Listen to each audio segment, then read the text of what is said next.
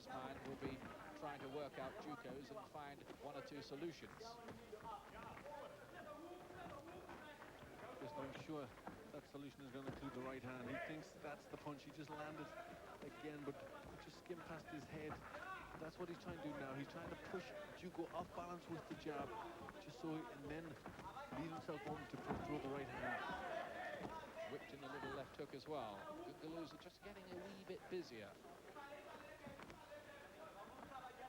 Maybe a little glimmer of hope, if no more than that, for him after a bad start. It's a definite weakness he's got there, though, technically, isn't it, Juuko? He does hold that left hand low. He's really open to right hands. Yes, he holds it low. I think he delivers it like that, trying a little bit extra speed and length on the punch. But he needs really, when he brings it back, he needs to bring it back to his chin. There it is again, right hand. Can't miss with it, Gunguluza. But when he gets him with the right hand, hits him twice when he's down. No knockdown. It's not ruled as a knockdown.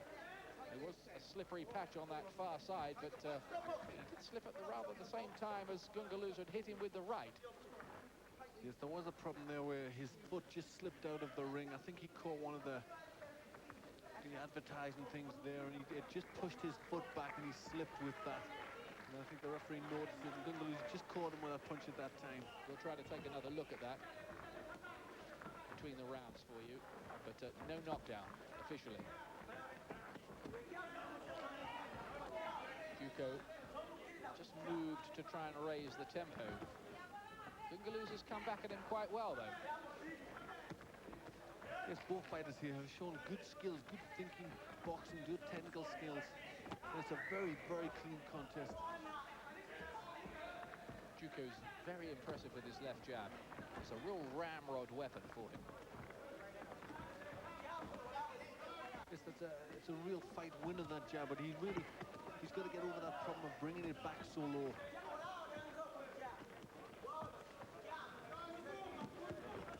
Right hand again from Gunguluza. Good right to the body back from Juuko. Good action here in the fourth round. You feel Gunguluza is just getting a little bit more confidence. He's willing to take the fight to Juuko more and more. Head punches this time. Switching the attack. 3 or 4 of them thudding home. And I think Gunguluza rather felt the weight of those. Yes, he just stood around a little bit too long there, and he got hit with some good punches. So end of the fourth round, maybe in a moment or two we can look back on that little incident on the far side. It was ruled a slip, and there was certainly a case for saying that Juuko had got his feet caught up with the advertising hoardings on that far side. Yes, he's just got him pushed on the back there. You see he loses his balance. There was a punch thrown, but then the referee wasn't happy at them 2 punches when Gunguluza had lost his balance.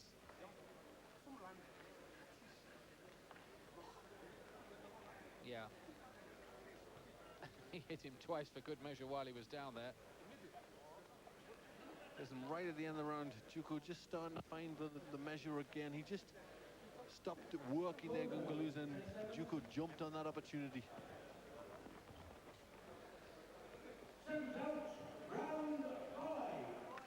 Fifth round. Juuko's won his last 14 fights, by the way. His British debut was back in November of '93 when he stopped Derek Amery in 1 round. Had a very good win over Charles Shepherd, who's probably due for a British title fight soon. Stopped him in 5 rounds, the Cambrian hard man.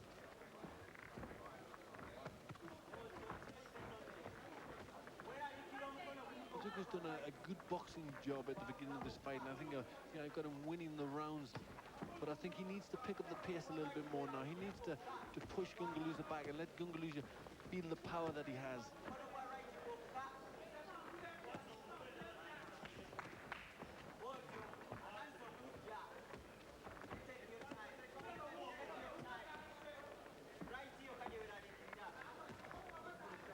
Two good little technicians in there, you feel.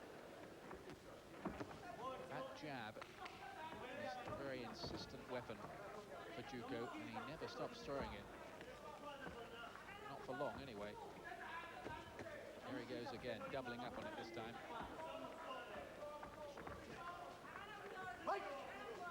Glenn knows far more about this than me, but a sickening experience for a fighter to keep having to eat the jab, as they say in the trade. Yes, a very hard thing. It's very difficult to get past the jab. It's a very hurtful punch, but it throws you off balance, and you really don't get a chance. You can't see what's coming. Gunguluza sensing he might get lucky with that right hand. He's landed with 2 more of them.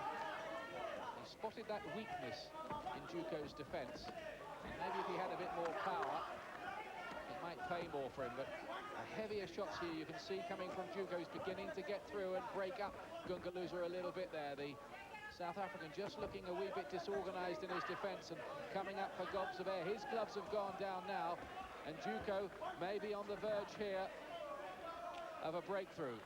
Gunguluza trying to stick the arm out just to hold Juuko off, but I think that really all that's doing is getting Juuko in range. Heavy shots coming through, breathing heavily, Gunguluza, noticeably more so in this round, and starting to just look a little bit dispirited. He's losing some of his mobility as well. These heavy shots now starting to take their toll. Gunguluza, I don't think, wants to know too much more there. He kind of walked away from the action. Dave Parrish, the referee, taking a very close look. We may be close to this fight being stopped.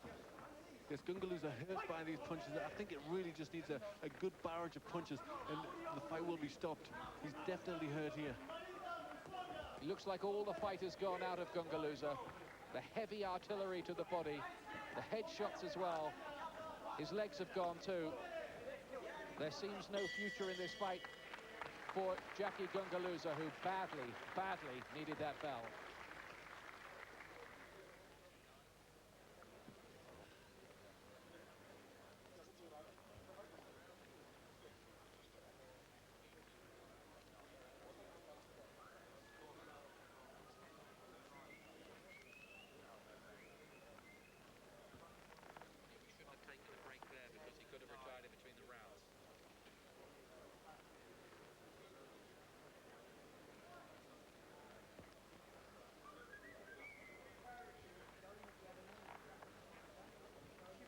Welcome back.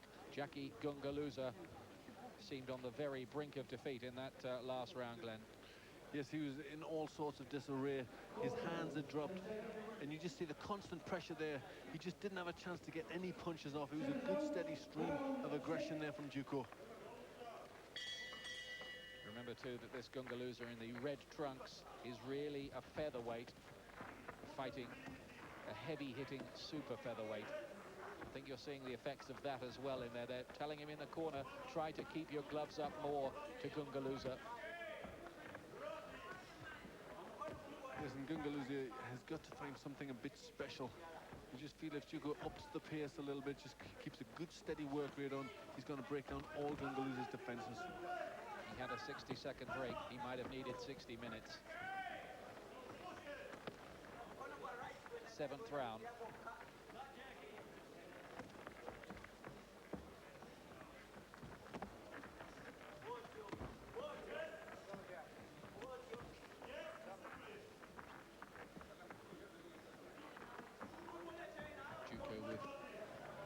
Torrance, Eddie Futcher's number 2, the American in the corner with Dean Powell, who works with him when he's in Britain at the Peacock Gym. Well, Gunguluza, he hasn't rushed in after that. I thought he would have tried to put the pressure straight on Gunguluza, and I think he's just relaxed back to his style and just give Gunguluza a little chance to get his head cleared and get his boxing back together.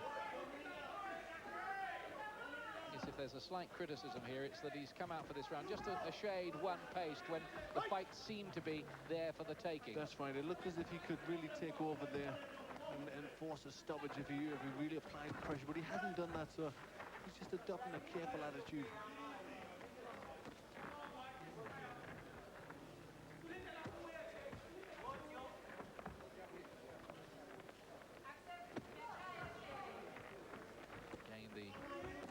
Jab, and then a right hand crashing into the head of Gunguluza. He's had to show quite a bit of resilience here already. 30-year-old. Well, that's getting on a bit at these lighter weights as well.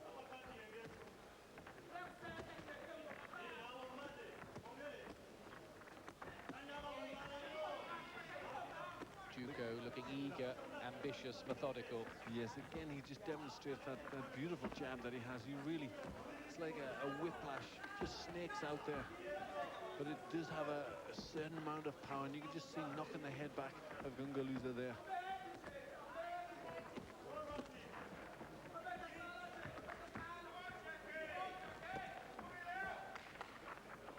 Juuko looking good, going forward on the offense, as they say in the States. The defense, as they also say there, not quite so hot, is it?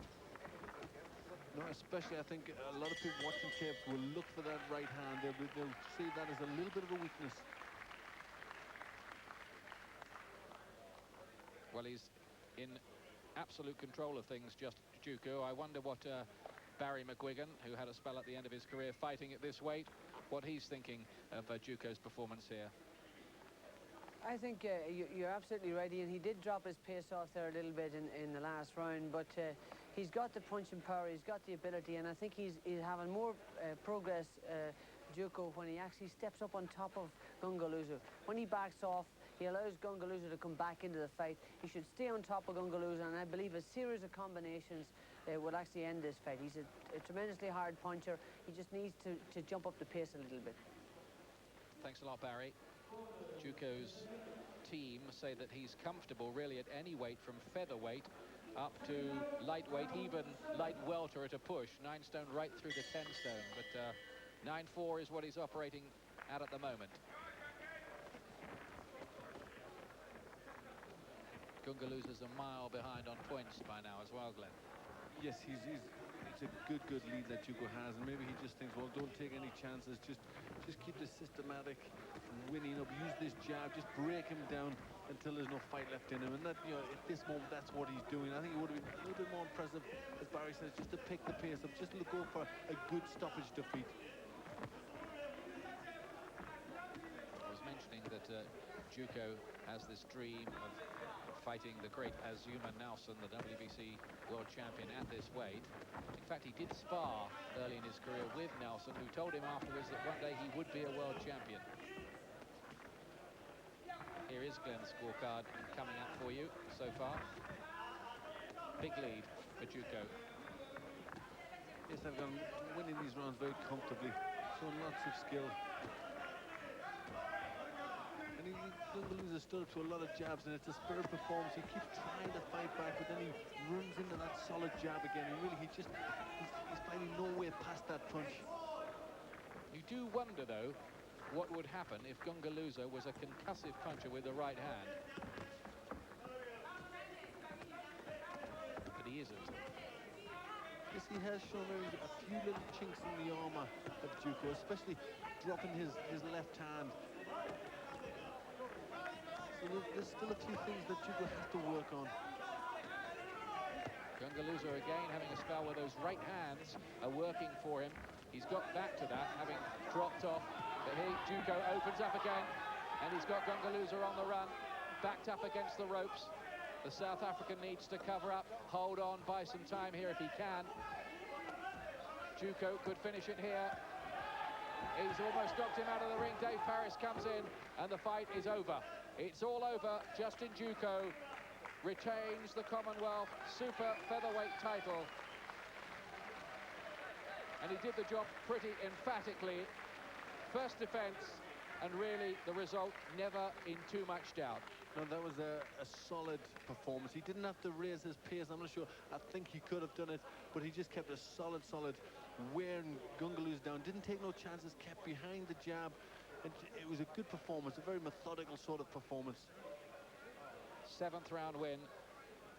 We thought Gunguluza was about to be beaten in the 5th. He got through that crisis. He didn't get through the crisis in round 7. But is Juuko good enough, really, to be thinking about the likes of Azuma Nelson yet? Well, I think certainly he has the potential to go in with the likes of Nelson. I think that is something that he has to aim for. That's the top of the tree. But there's still a little way to go. He showed faults. There's things that Gunguluza didn't capitalize on that, the likes of Nelson would spot and wouldn't really make him pay for. But he showed good things there.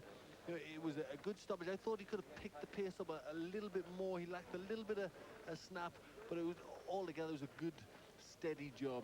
Here's another thought. He says he can fight at featherweight. Who knows? He's under the Frank Warren promotional banner. They may even think about him as an opponent for Prince Nassim Hamed. You might see that fight down the road as well. It's all interesting. Plot thickens. Juuko is still the Commonwealth champion.